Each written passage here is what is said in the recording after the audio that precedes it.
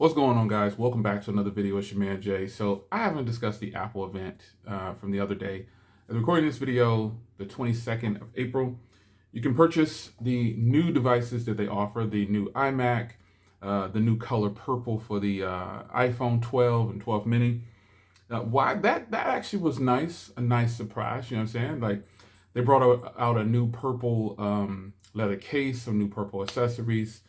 Remember, I called it Baby Thanos.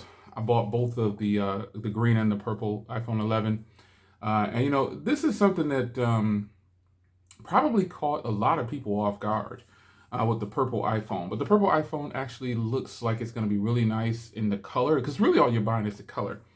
So maybe we get rid of white and get purple. Just for general purposes, I guess, just for the unboxing. If I'm being honest. So the iPad Pro. The iPad Pro pretty much is. I'm wondering why they're putting so much into the iPad Pro. And some people are excited about the iPad Pro. I'm still kind of shocked about, like, I have the iPad Pro 2020, and obviously I have the Tab S7 Plus, which I think the Tab S7 Plus is by far just one of the best devices. I will be giving you another follow-up on that. I showed you the cameras and everything. And by the way, this is the front camera on the Samsung Galaxy A52. So, Apple with the iPad, they pretty much just tried to cram anything and everything in this tablet for some reason or another. I don't know why. This is what they've done. And I'm not saying that's a bad thing, but the pricing on these things are getting so expensive. Why would I want all of that in an iPad, something that's extremely fragile? Obviously, I'm taking a different approach to this. I try to limit myself on what I spend on certain things that can break easily. So you're definitely going to need to get Apple Care Plus, if you plan on putting a lot of money into the iPad Pro lineup.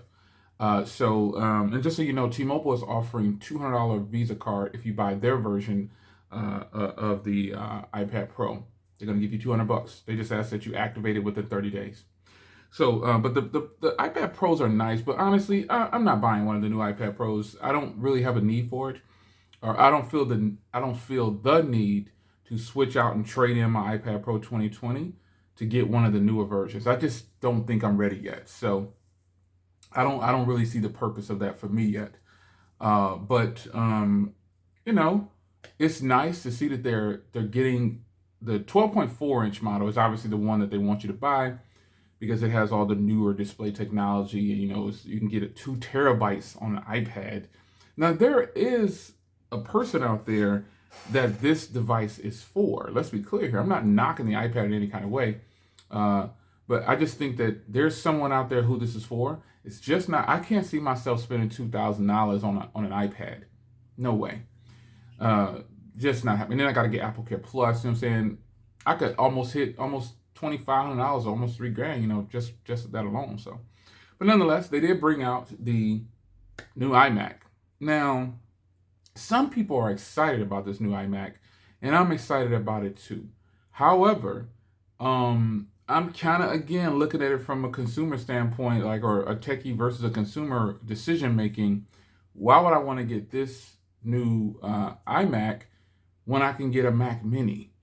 And it's weird because the internals are all there. It's pretty much the M1 chip is what's powering everything. They just gave it a really nice shell. There'll be people that defend this thing to the fullest, saying it's the best thing ever. It's better than every other iMac. You got a new shell with their new chip. That's ultimately what you got. And if I'm going to gripe about it for real, it should have had a 1080p display, a 1080p camera years ago. That camera on the iMac should be a 4K display, a 4K camera. I mean, you can get a 4K camera now, which is why I'm comparing it to an iPad mini. My Mac Mini. The Mac Mini has more ports. You know what I'm saying? I know it's a desktop. Okay, I know the iMac is a desktop, but the Mac Mini will let you pick any monitor you want, any keyboard you want, any camera you want. And you could get it for $700 opposed to the $1,300 that it starts at or whatever. Now, again, I'm not knocking it, saying it's not a good buy for someone, because it is a good buy for someone. I mean, if I were to get the Mac Mini, I would the new iMac, I would have to sell so many things in my Apple lineup just to make sure I would just go and get rid of the iPad. I would get rid of the Mac Mini. I would get rid of these things to get that. I got the new Dell curved 144 hertz monitor that I use. Then I have my 34-inch over there. Then I got a 4K upstairs Dell monitor. You know what I'm saying? It's just, I don't know, the Mac Mini it's just still, to me, appears to be the best way to get into the Apple ecosystem.